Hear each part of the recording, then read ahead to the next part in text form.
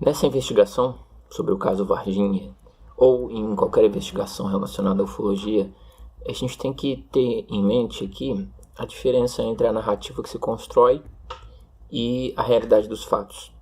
E compreender um caso de ufologia é, na verdade, compreender a questão por detrás dos personagens que compõem essa narrativa. O fenômeno, ou seja, o acontecimento, depois as testemunhas oculares, que verdadeiramente é que constrói, junto com a comunidade ufológica, constrói uma narrativa que é entregue depois para o espectador. Somos nós. Compreender quem foram os ufólogos envolvidos, na verdade, essa própria questão da ufologia dos ufólogos, isso é bem complicado, porque quem é o ufólogo? Né? O ufólogo é simplesmente uma pessoa entretida, interessada, que vai um pouquinho além na investigação sobre esses fenômenos em relação às pessoas comuns. Você vê que o ufólogo, na verdade, é um arquiteto, é um dentista, é um funcionário público, são pessoas comuns que passam a se interessar por esse assunto e a investigá-lo. Compra um livro, compra outro, acessa um site, busca, investiga, começa a conhecer as narrativas que já existem sobre o caso e vai se tornando um interessado. Então não existe nenhum currículo, não existe nenhum critério para você ser ou não um ufólogo. Se você agora parar e começar a dedicar sua vida ao estudo desses fenômenos, você passa a ser considerado um ufólogo. E aí vem uma pessoa, te entrevista, as pessoas querem saber o que você tem a dizer, você começa a participar de congressos, você começa a buscar casos para tentar solucioná-los, vai se envolvendo e vai ganhando notoriedade. E sua vida começa a girar em torno disso, ao ponto de você, se você realmente se destacar nesses grupos, você vai passar a viver disso. Então você vai fazer palestras, participar de eventos, escrever livros, escrever artigos, e você vai vivendo ao ponto que aquilo se torna o eixo da sua vida. Então, compreender o fenômeno dos ufólogos, quem são estes caras, porque existe um fenômeno psicológico por detrás disso. Funciona para ufologia e para muitas outras coisas. Na verdade, o que é? Quando você ingressa num nicho de conhecimento, ingressa num gênero de assunto, por exemplo, e começa a se destacar naquele assunto, e a sua vida começa a girar em torno daquilo, na verdade aquilo sustenta a sua vida, né? Você vai acabar perdendo a imparcialidade da coisa, porque você passa inconscientemente até a defender aquilo para sustentar aquilo que é o que sustenta a sua vida. Você quer crer, você quer que seja verdade, porque toda a sua realidade de vida gira em torno disso. É engraçado, por exemplo, vamos supor que você é um terraplanista que defende terra plana, vai em congresso de terra plana, faz apresentação sobre terra plana, seu canal é sobre terra plana, você ganha dinheiro com as palestras, com as monetizações, com os livros que você escreve, a sua vida toda gira em torno dessa verdade e você realmente crê que o seu trabalho é fiel à realidade. Imagina se de repente você descobre que aquilo não é real e que você dedicou toda a sua realidade de vida, os seus artigos, as suas investigações, as suas palestras, as suas entrevistas, toda a sua realidade dedicada a um tema que de repente você fala não é real. E aí, como você desconstrói esse império? Então, você não quer desconstruir, então você vai sustentando a narrativa, você vai sustentando o mito. Isso aconteceu comigo, por exemplo, com a relação das chemtrails. Eu escrevi esse livro aqui que mostra exatamente esse processo. O processo psicológico por detrás da crença nessas construções, nessas narrativas. Se você for ver a ufologia, ela tem muitos traços em comum com a criação de mitos e mitos coletivos, narrativas coletivas. Eu percebo isso em relação aos ufólogos que participaram do evento, principalmente os dois mais conhecidos, o Birajara e o Vittorio Pacatini. Esses dois indivíduos foram os ufólogos. Eu sempre coloco ufólogos entre aspas, porque é aí que está. O ufólogo é simplesmente a pessoa que se interessa e que vai atrás. Qualquer um pode virar ufólogo. Então, esses dois na época aí, um trabalhava com advocacia, se não me engano, e o outro, pessoas normais, só que se interessaram pelo assunto quando ocorreu o caso e passaram a investigar. E quando vieram as televisões e começaram a dar entrevistas, eram eles que as mídias procuravam para entrevistar, porque eles estavam a par do acontecimento. Então, a partir daí, vão se tornando ufólogos conhecidos pelo caso, né? Investigando com mais profundidade. Cada um deles escreveu um livro e tal. Existe aquele grande mistério, o Pacatini desapareceu, né? Ele participou de alguns congressos, deu entrevistas em televisão, ficou conhecido, as pessoas falavam, aquele lá é o Pacatini, o Birajara, viraram notoriedades, né? Também tem outros, eram 7 investigadores, 7 ufólogos na época que estavam abordando esse caso. De repente, o Pacatini, por exemplo, desapareceu, não se encontra, você não vai encontrar nem nas redes sociais, você não vai encontrar mais vídeos, você não vai encontrar nada sobre ele. Ele simplesmente desapareceu. Uns dizem que é porque foi perseguido pela CIA, pelos MIB, Homens de Preto, ou pelo governo dos Estados Unidos. Ele está sendo perseguido, foi coagido, por isso sumiu. Outros acreditam que ele sumiu porque, assim como o Birajara se deu conta de que muitas partes das narrativas eram exageradas, então é um dos que se decepcionou consigo próprio e se retirou da mídia para não passar mais vergonha. É o que aconteceu com o Birajara. O Birajara, esse principal investigador, que até hoje você encontra material dele falando na internet coisas. Ele existe, está por aí. Acredito que lido com ufologia desde 13, 14 anos de idade, porque me recordo que naquela época alguns eventos noticiados em jornais e na imprensa em geral, alguns outros raros envolvendo até pessoas mais próximas, me chamaram a atenção para um fenômeno que eu até então desprezava. Lia alguma coisa, já me dedicava a algum estudo, claro que muito modesto, de parapsicologia até antes disso, e achava fenômenos ufológicos algo absolutamente incongruente e fantasioso. Até que o teor dos depoimentos, demonstrando uma participação humana muito efetiva, quase que como uma interação perfeita, né, com os acontecimentos que estes depoentes diziam ter presenciado, isso então me chamou a atenção e me fez me dedicar aos poucos, até que resolvi virar aí um suposto ufólogo desde lá e venho trabalhando. Com o passar dos anos, fui obtendo uma espécie de impressão de que, como todo fenômeno complexo que ocorre no meio do homem, duas coisas já estavam sendo demonstradas, estavam evidentes demais para todos os pesquisadores, consequentemente para mim também. Essa interação entre o homem e o fenômeno a que eu me refiro veio demonstrar que já era bastante difícil nós separarmos o que poderia ser um acontecimento objetivo de uma realidade externa a nós, daquilo que era produzido pelo próprio homem. Mas voltou atrás totalmente. Ele, hoje em dia, é um crítico da comunidade ufológica, é um crítico do próprio processo de investigação, do que dizem que é ufologia, né? Os ufólogos, eles sempre tentam trazer um ar de científico para a investigação deles, né? Porque a investigação é pautada em métodos científicos e o caramba, só que na verdade, ufologia na verdade é um recolher de dados, é um embaraço de coisas, e hoje em dia o que mais necessitamos é uma investigação sobre o próprio caráter da ufologia, ou seja, fazermos aqui uma meta-ufologia, ou seja, não estamos mais interessados em estudar os alienígenas, mas em compreender quem é a comunidade ufológica e quem são as testemunhas oculares e de que narrativa é essa que estamos falando quando se constrói um mito, quando se constrói uma história sobre algo.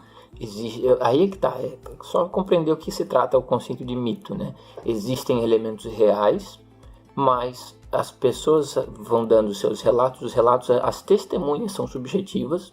Esta complexidade, depois, com o passar do tempo, com o amadurecimento, me demonstra, principalmente hoje em dia, que nós estamos ainda no princípio do começo. A ufologia mal começou. Por quê? Entendo eu que nós estamos ainda coletando dados. Estamos montando, constituindo uma casuística. Aliás, este é o primeiro passo para qualquer comportamento científico. Sem a existência do fenômeno, não se pode trabalhar. Após a constituição da casuística, vem o lado mais difícil, na minha opinião, que é a análise de fato por fato, o enquadramento, a classificação, a detecção de detalhes desses fenômenos, para que se possa montar em cima disso uma nomenclatura correta, né? Sabermos como é o comportamento desse fenômeno para que nós possamos compreendê-lo. E a terceira fase, que esta para mim ainda está muito longe, muito distante, e que sem isso não se faz ciência definitivamente. O fenômeno precisa ser manipulado por nós, precisa ser reproduzido por nós, em laboratório, ou no mínimo, precisa estar muito próximo do pesquisador, para que ele possa ter um contato mais efetivo com ele. Na minha opinião, e isso é uma coisa até para desenvolver, se os senhores acharem interessante, é absolutamente impossível, na minha opinião. A ufologia está não apenas distante disso, mas não pode mais se iludir com isso. Por exemplo, vou dar só aqui um exemplo. Os dois senhores que viram aquela nave, aquele objeto voador passando, né? Aqueles senhores do sítio que acordaram de madrugada com o barulho das vacas e foram ver. Esse relato dos dois senhores é o relato que coloca a questão de que há uma nave e de que há uma questão de seres do espaço. Se não houvesse o relato desses dois senhores, não haveria o caráter ufológico da coisa. Encontraram duas criaturas estranhas, temos aí uma questão que pode ser de mutação genética, pode ser de uma espécie desconhecida, pode ser de qualquer coisa, mas nada relacionado ao espaço, a OVNIs. O que trouxe a questão de que vem do espaço a coisa, né, foi o relato dos dois senhores. Agora, o próprio Ubirajara, eu vi ele, em uma de suas entrevistas, ele alegando claramente que o que diziam aquele casal de senhores é que eles viram a nave passar sobre o sítio deles um dia antes, ou seja, no dia 19 de janeiro de 1996, eles viram um dia antes aquela nave passar. Só que o próprio Ubirajara reconhece que na primeira vez que ele conversou com o casal tinha dito uma semana antes, ou seja, nos dias que se antecederam ao ocorrido com as meninas que viram. Só que depois em entrevistas, o próprio Ubirajara viu as testemunhas dizendo que tinha sido um dia antes, e não nos dias antes do acontecimento, ou seja, na semana, a primeira semana antes do acontecimento. O próprio Ubirajara fala o quê? Que as testemunhas mudaram o seu depoimento. Por quê? Porque já estavam conhecendo o caso, ou seja, já são televisões indo entrevistar você começa a se tornar já, ou estou sendo entrevistado, né? E aí vem uma pessoa e pergunta, tá, mas isso daí, essa nave que vocês viram passar, foi um dia antes do caso? Aí você vai dar uma resposta para a televisão, você já sabe que tem um assunto acontecendo, os próprios casal já tinha tomado ciência do caso das gurias, né? Já conhece a narrativa. E aí uma entrevistadora da televisão está falando com você e pergunta, afinal, isso quando aconteceu? Você vai falar, foi 3 semanas atrás do caso das gurias? Não, você inconscientemente ou conscientemente, né, para reforçar um pouco da história e você se engajar mais nela, você disse que foi um dia antes do ocorrido das meninas. Isso aí é um caso que o próprio Ubirajara estava mostrando numa live que eu estava vendo, né? Ele estava mostrando como que as testemunhas têm a sua subjetividade e influenciam na construção da narrativa. Ou seja, enlaçaram o casal de senhores que viu a nave com as criaturas vistas pela menina e os acontecimentos ali no bairro do Andere, né?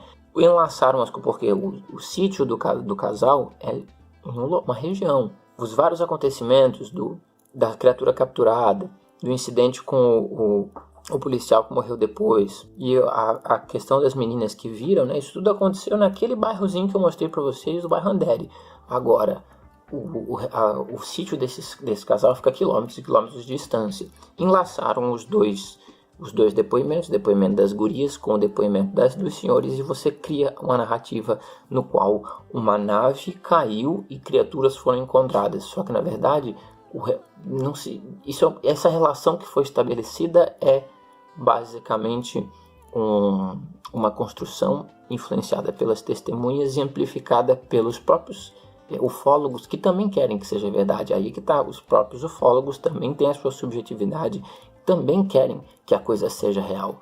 Existe aquela coisa no fundo, né, que você no fundo luta para que aquilo se sustente. Então você mesmo vai reforçando aquilo que já foi alterado pelas próprias testemunhas. Vocês estão entendendo? Essa é a construção da narrativa. Para mim, no caso Varginha, aconteceu alguma coisa, com certeza, porque há vários indícios disso e os depoimentos militares são muito convincentes.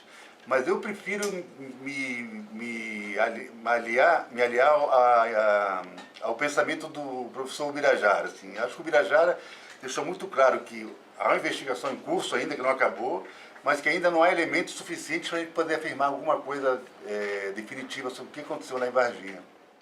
Por isso que o próprio Ubirajara vem a publicar, então, esse livro dele agora, que é o que? Desconstruindo um mito, desconstruindo uma narrativa. Ali, nesse livro, para quem tiver interesse, né, vai começar a compreender que a atual visão que se tem do caso É na verdade, porque olha, a narrativa vai embora, porque o que se diz é que a criatura foi levada para a ESA e depois foi levada para Campinas, para a Universidade de Campinas e depois de Campinas para os Estados Unidos. Então tem toda uma narrativa que daí para frente, ó, uma coisa é o que eu mostrei para vocês no vídeo passado, ali ó, o Barranderi, as meninas que viram e a comunidade que viu aquele barranco, os bombeiros retirarem uma criatura. Os bombeiros, eu mostrei para vocês no mapa, os bombeiros tiraram ali uma criatura, aquilo ali foi visto pela comunidade, eles entrando para dentro daquele mato e voltando com uma criatura. No mesmo, 2 ruas para cima, as meninas já avistaram aquela criatura estranha no terreno. Isso é fato. A 1 quilômetro de distância você tem ali o zoológico, onde existe uma outra testemunha ocular e animais que morreram. Isso tudo existe laudo, os animais morreram. E as testemunhas oculares estão ali, é tudo uma mesma região e aquilo ali são os fatos. Agora, se isso foi levado para a ESA e da ESA sai um comboio ou um avião Hércules que vai para Campinas e de Campinas é organizado tudo para os Estados Unidos, aquilo ali já é uma puta de uma construção por causa de um monte de gente envolvida, todos ditos ufólogos. Eu cito aqui só um caso interessante que eu estava vendo dos 2 irmãos gêmeos ufólogos, na verdade 2 aposentados que moram em Campinas e começaram a ouvir falar nas histórias de Varginha, começaram a ficar interessados, já eram ufólogos interessados, né? E aí eles é que se encarregaram de dar continuidade à narrativa na parte de Campinas. Os 2 senhores, acho engraçado, os 2 senhores eles entravam dentro da Universidade de Campinas e ficavam circulando por lá para encontrar. E disseram que existem laboratórios secretos em áreas subterrâneas, porque um segurança disse que eles não poderiam entrar numa ala, que era uma ala que dava acesso a uma parte subterrânea, e só por causa disso eles já concluíram que estavam diante de uma área secreta, de laboratórios, então começam a sonhar com coisas e isso tudo vai sendo agregado à narrativa central e no final você de uma coisa que aconteceu lá no Barranderi, você já está em Campinas com a galera entrando dentro de universidade para descobrir laboratórios secretos e coisa e tal, né? Isso aí já vira teoria de conspiração, já é mais até do que uma simples narrativa, né? Vai se tornando o que a gente vê aí na internet, vocês sabem, as mega narrativas que nós temos na internet, verdadeiras construções mitológicas monstruosas, né? A gente vê muito disso. Viu, Oswaldo? Fala muito também a respeito de um subterrâneo, né? Que essa criatura poderia ter sido levada lá. O que tem de concreto a respeito desse subterrâneo onde supostamente poderia ter sido levado essa criatura? Porque fala-se muito que tem alguns laboratórios, tem algumas coisas escondidas aí na Unicamp. Conta um pouquinho a respeito disso. Então, nós estivemos várias vezes na Unicamp, rastreamos a Unicamp toda, visitamos todos os prédios, ou a maioria dos prédios, aquele que nós conhecemos. Que estava visível. Que estava visível. E uma certa vez nós fomos lá visitar um dos prédios e nós estávamos com uma câmera, um dos funcionários, escondido, um dos funcionários acompanhou a gente, pegamos um elevador.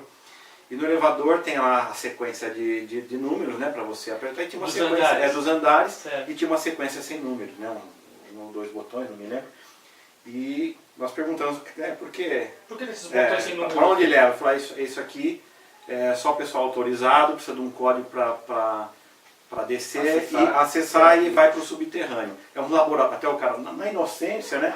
É um laboratório onde o pessoal faz pesquisa, mas só o pessoal autorizado que pode descer e com código nós não temos o código. E esse é o elevador comum, entrando numa HC ali, logo depois da recepção, é os elevadores comuns que tinha esse código ou era algum elevador reservado? Não era um elevador comum. Não era comum. Então assim, esse vídeo aqui é pra gente separar o joio do trigo. Pra gente começar a não pirar tanto nas construções que foram feitas acerca do assunto e a gente se focar mais no fato. Aconteceu ali, ó, em Andere. É ali que eu quero focar com vocês e trazer opções. No próximo vídeo a gente pode encerrar essa série trazendo opções possíveis, desde explicações mais normais, baseadas em questões mais simples, até pirar em questões mais hipotéticas e ir além. Então eu quero apresentar para vocês aqui no próximo vídeo, né, as soluções possíveis para o fenômeno. Aguardem, um grande abraço. Resultado. Por que então fazer-se ufologia? Por que estudar-se a ufologia? Porque nós temos uma coisa muito rica. A parte um acontecimento que possa provavelmente ser externo, que seria o que nós chamamos de disco voador, ou objeto voador não identificado, é o próprio depoimento humano. E este é que é o mais complicado. Hoje, ufologia, para mim, não deveria mais se chamar ufologia. Ela poderia, se nós quiséssemos muito bem, chamar-se psicologia, psicanálise, psiquiatria, física, astronomia, química, enfim, e todas as áreas das ciências já constituídas. Em resumo, ufologia para mim hoje é uma coleta de casuística. A partir disto, quando essa casuística se tornar mais séria, mais fundamentada, com casos de maior credibilidade, caso isso venha a ocorrer, aí nós ufólogos, pelo menos enquanto não cientistas, deveremos sair de campo, assistir de camarote e deixar para lidar com o fenômeno aqueles que realmente são capazes disso, que são os cientistas credenciados em cada uma das áreas da ciência.